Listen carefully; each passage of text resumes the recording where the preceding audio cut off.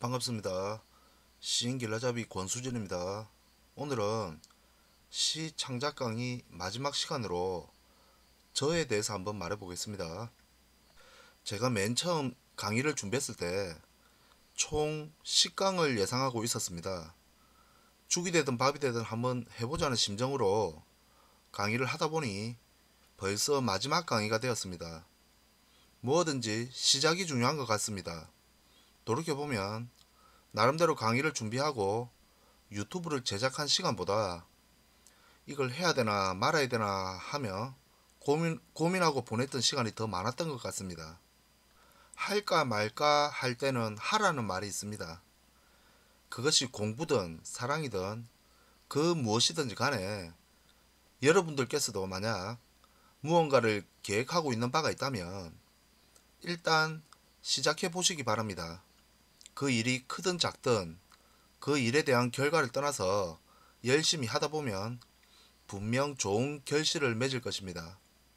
본 강의가 시 창작 강의이다 보니 마지막 강의로 제가 지금까지 써왔던 작품들을 한번 소개해보면 어떨까 하는 생각을 해보았습니다. 물론 제가 시를 쓰는 작업은 아직도 진행형입니다.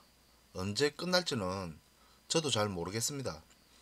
행여 이번 강의를 두고 저 자식 또 잘난 척한다 그럴 수도 있는데 알만한 분들은 다 아시겠지만 저의 수상 경력은 그리 좋은 편이 아닙니다. 우리나라에는 정말로 시를 잘 쓰는 분들이 많습니다. 저는 명함도 못 내밀 정도로 감탄하는 시들이 정말 많습니다. 다만 아쉬운 것은 그런 분들이 돌연히 사라져 버린다는 것입니다. 시 쓰는 일에 몸담고 있는 저로서 이해하지 못하는 바는 아니지만 이런 분들이 시 쓰는 일에만 몰두하고도 먹고 살 수 있는, 계속해서 시를 쓸 수 있는 세상이 되었으면 좋겠습니다. 각설하고 제가 최치원 신인문학상을 받은 것부터 하나하나 순서대로 소개하겠습니다. 앞에 사진은 지리산 문학제 시상식을 마치고 단체 기념 사진을 찍은 것입니다. 해는 2011년도이며 사실 여기서 진짜 주인공은 제가 아니고 이경림 시인입니다. 함양 지리산 문학회와 개간 시작이 공동 주관하는 지리산 문학제는 해마다 지리산 문학상과 최치원 신인문학상을 수여하고 있습니다. 이날 본상, 즉 지리산 문학상을 수상하신 분은 이경림 시인이고 저는 신인상을 받은 것입니다. 지금은 고인이 되신 정진규 선생님과 이승원 교수님께서 심사를 보셨고 시상식 날 문인수 선생님께서 저에게 상장을 수여하였습니다. 상장 수여를 마치고 문인수 선생님과 기념 촬영을 한 사진입니다. 시상식 때 받은 상패를 확대해서 찍은 사진입니다. 이때 수상작인 붉은 모터사이클 외 4편이 개간시작 가을호 통건 38호에 실렸습니다. 수상작품은 모두 앞에 보이는 이 책에 실려 있으며 그 중에 대표작인 붉은 모터사이클을 소개하겠습니다. 붉은 모터사이클 권수진. 낙조가 푸른 운판을 피로 두들긴다. 죽은 자의 이름처럼 꽃무릇이 피어난다. 순간 나를 덮치는 검붉은 코피에 놀라 나는 내가 떠나온 별의 주소를 잃어버렸다. 혁명의 끝은 갑자기 밀려오는 해무와도 같은 것. 이방인의 패스포트에 추방 낙힌이 찍히고 방랑하는 꿈의 가방이 늙어갔다. 만남의 이유가 있었다면 떠날 때는 흔적 없이 사라져야 한다. 그러나 꼬뮤니즘 강의실 입시던 빈자리는 한 치 앞도 떠듬을 수 없는 깜깜한 통곡의 벽이었다. 운명의 룰렛 방아쇠를 당기지 마라. 끊임없이 몸을 뒤척이는 행성처럼 나는 최후의 시간을 위해 손가락뼈를 연필처럼 깎아야 했다. 흑백으로 남은 쓸쓸한 초상 뒤편으로 날개를 접는 냉전의 시대여 나무 화병에서 시들어버린 꽃은 두 번 다시 피어나지 않는다. 작별은 예고 없이 보여주는 야윈 등짝과 같은 것. 인연이 아닌 그 사람은 끝내 총구 속으로 자신의 정체를 감추었다.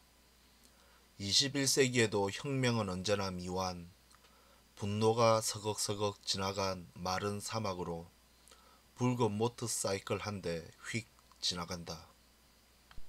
앞에 사진은 2012년도 한국농촌문학상 시상식을 마치고 단체 기념 사진을 찍은 것입니다. 한국영농신문과 한국농촌문학회가 주최하는 농촌문학상은 시, 시조, 수필, 소설 4개 분야에서 해마다 작품을 공모하고 있습니다. 시상은 장르의 구분 없이 대상, 금상, 은상, 동상을 각각 한 명씩 뽑고 있습니다. 제 순번이 되어 상장을 받는 모습을 개인적으로 찍은 사진입니다. 그날 받은 상장을 확대해서 찍은 사진입니다. 농림수산식품부 장관상이며 수상작품 제목은 고삐입니다. 고삐라는 작품을 한번 소개하겠습니다. 고삐 권수진. 이 땅에 나약한 짐승으로 태어나서 종신토록 일만 하며 살아왔다. 순종을 덕목으로 우기는 세상에서 식소를 거느리는 가장이었으므로 스스로 코청에다 구멍을 뚫었다. 주인이 새줄을 잡아당길 때마다 치밀어 오르는 분노를 안으로 삼켰다. 초원을 마음껏 누비는 자유보다 우직한 남편의 길을 걸어갔다. 이제 막 걸음마를 시작한 자식들, 되새김질하며 묵묵히 쟁기를 잡았다. 복종을 미덕으로 강요하는 세상에서 고통의 크기만큼 황폐했던 광야는 점차 기름진 땅으로 바뀌어 갔다. 다만 자상한 아버지의 길을 포기했을 뿐 박봉을 쪼개가며 악착같이 살았던 아내의 야인 손이 거칠어졌을 뿐 무럭무럭 자라나는 어린 자식들에게는 콧뚜레에 족쇄를 채우고 싶지 않았다. 가끔씩 구멍 뚫린 하늘에서 비가 내리면 아버지도 고삐를 풀고 음머 목 놓아 울고 싶을 때가 있는 것이다. 앞의 사진은 2012년 가을 제24회 덜불 대동제 행사 때 신앙송했던 사진을 찍은 것입니다. 전국노동조합 경상남도 지역본부에서는 해마다 덜불 대동제를 실시하고 있습니다. 그 행사의 일환으로 덜불 문학상을 공모하는데 시분야에서 최우수상, 우수상, 장려상을 각각 한 명씩 뽑고 있습니다. 제24회 덜불 대동제 덜불 문학상 우수상을 받은 상장을 찍은 사진입니다. 한때 저는 두산중공업에서 비정규직으로 1년 남짓한 세월을 일한 적이 있습니다. 이 시기에 공모전이 있다는 사실을 알게 되었고 비정규직인 직원도 응모가 가능하다고 하여 참여한 것이니 오해가 없으시기 바랍니다. 그때 당선작인 타워 크레인을 소개하겠습니다. 타워 크레인 권수진. 높은 곳에 있는 것은 언제나 불안하다. 세상 사람 모두가 노라고 말을 할 때 영도조선소 제85 크레인의 탑승을 시도한 건 김주익 열사가 마지막 유서를 남긴 이후였다. 높은 지위에 있는 사람들은 잘 모른다. 왜 여자가 용적공이 되어야만 하고 신새벽 스스로 죽음의 계단을 밟고 올라 샛별이 아무도 모르게 떠있는 이유를. 삶에 대한 의지보다 죽음에 대한 결의가 더욱 비장하다는 것을. 그러므로 높은 곳에 있는 것은 언제나 불안하다.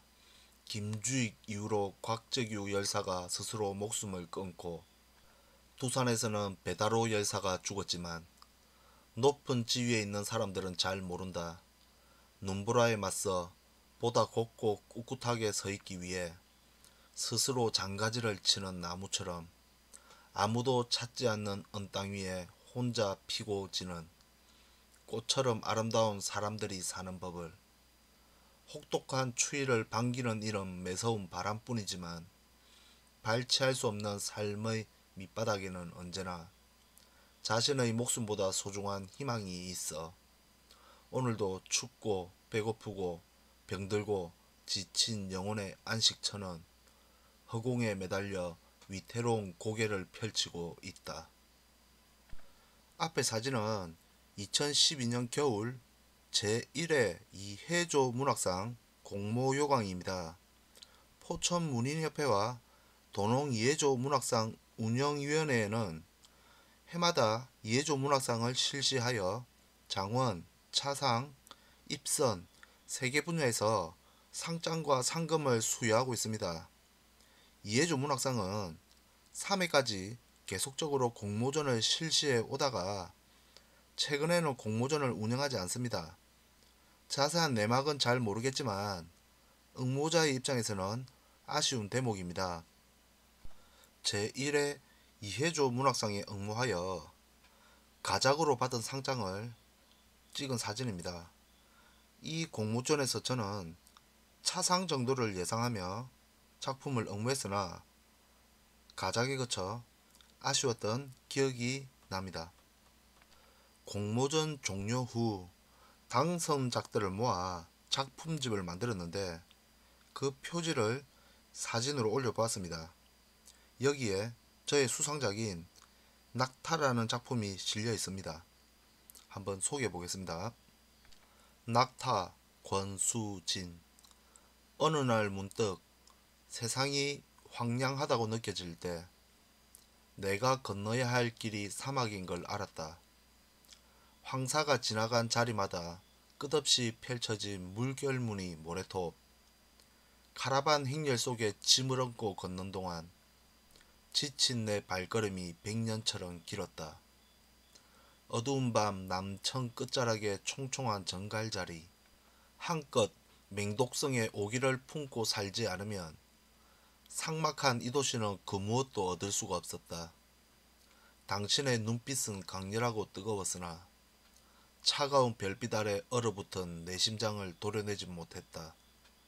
밤마다 아무도 모르게 층층이 쌓아올린 바람만 불어도 쉽게 무너지는 모래성 같은 꿈. 굴곡진 내 삶은 늘 2%의 물이 부족했다. 비에 굶주린 광야 한가운데 내팽개친 목마른 영혼들이 안식을 취할 곳은 어디인가. 모래알과 모래 뿌린 사구를 넘는 동안 내가 짊어지고 가야 할 멍해가 혹이란 걸 알았다. 아무도 찾지 않고 그늘 한 점 허락치 않는 사하라 나미프 루파발리 타클라마칸. 저 멀리 신기루 한 줌을 움켜쥔 내가 보인다. 오아시스처럼 맑은 눈을 가진 낙타의 눈망울 속에 비친 푸른 하늘이 흐렸다. 앞의 사진은 2015년 가을 제15회 토지문학제 시상식을 모두 마치고 단체 기념 사진을 찍은 것입니다. 하동군 문화체육과와 토지문학제 운영위원회에서는 해마다 토지문학제를 운영해 오고 있습니다. 시, 소설, 수필 3개 분야에서 평사리 문학 대상을 수여하고 있으며 이와는 별도로 지리산, 섬진강, 특히 하동을 소재로 한 시와 소설을 발표한 작품 중에서 한 편을 뽑아서 하동 소재 작품상을 수여하고 있습니다. 저는 그 해에 하동 소재 작품상을 수상하였습니다. 앞의 사진은 상장을 받고 난 뒤 기념사진 촬영을 한 것입니다. 시상식 날 받은 상패를 확대한 사진입니다. 하동군수와 토지문학재 명예대회장이신 윤후명 작가께서 공동으로 수여한 상이며 수상작은 어머니, 부제로는 섬진강 제첩이란 작품입니다. 수상작을 소개하겠습니다. 어머니 권수진. 짙푸른 국물 사이로 어머니의 내음이 물씬 난다. 시집와 평생 동안 강에 절하며 재척해던 내 어머니. 윤설이나 저녁로를 배경으로 강의 부드러운 속살 속에서 가족의 생계 알알이 건지던 등굽은 어머니. 어머니 표표히 가신 나라 그 강에서도 제첩을 캐실까. 술 좋아하시던 아버지 쏙 따뜻하게 풀어주실까. 국제시장에서 무심히 받아든 한 그릇 제첩국에서 어머니의 눈물이 여울처럼 밀려오는데. 2015년 제6회 시산맥 기획시선 공모에 당선되어 첫 시집인 철학적인 하루를 출간하게 됩니다. 출판사는 시산맥사이며 박남희 문학평론가님께서 해설을 써주셨습니다. 2017년 가을 제1회 1027 범람문예 공모전에 응모하여 장려상을 수상하였습니다. 범람문예 공모전과 관련하여는 저번 강의 시간인 민중시와 참여시라는 강의에서 소개한 바가 있으므로 자세한 내용은 생략하겠습니다. 제1회 1027 범람문예 공모전 수상자 명단입니다. 여기서 범란 15도란 작품으로 장려상을 수상하였는데, 범란 15도란 작품은 저번 강의 시간에 소개한 바가 있어 생략하겠습니다. 대한불교조계종과 불교신문이 공동으로 주최하는 제1회 1027 범람문예전 공모전에서 받은 상장을 사진으로 찍은 것입니다. 공모전 종료 후 수상작들을 모아 진실한 고백, 진실한 화해라는 제목으로 수상 작품집을 만들었는데, 그 표지를 사진으로 올린 것입니다. 2019년 이병주 하동국제문학제 제5회 디카시 공모전에서 빨래집게란 작품을 응모하여 대상을 수상하였습니다. 빨래집게란 작품은 저번 시간에 디카시란 무엇인가란 강의에서 소개한 바가 있으므로 생략하겠습니다. 앞의 사진은 2019년 호미문학대전 공모요강입니다. 경북일보에서 주최하는 호미문학대전은 시와 수필 2개 분야에서 호미문학상과 흑구문학상을 각각 수여하는데, 여기에 시 부분을 응모하여 동상을 수상하였습니다. 다음은 호미문학상 수상자 명단입니다. 호미문학상은 공모전 마감 이후 당선자들을 대상으로 수상 작품집을 발간하고 상장과 상금을 수여할 예정이나, 오는 29일에 시상식이 개최되므로 아직까지 작품집과 상장을 받지 못했습니다. 당선작인 잠자는 청어를 소개하겠습니다. 잠자는 청어 권수진. 우리 집 안방에 청어 한 마리 반듯하게 누워있다. 백내장 시술 놓친 동태눈을 감은 채 아가미 대신 반쯤 벌린 입으로 숨을 쉰다. 해감이 진동하는 어시장 자판 위에서 살아 펄떡이는 싱싱한 화르들을 다듬던 여자. 바다를 마음껏 유영하던 시절을 꿈꾸는지 고난 몸을 이리저리 뒤척인다.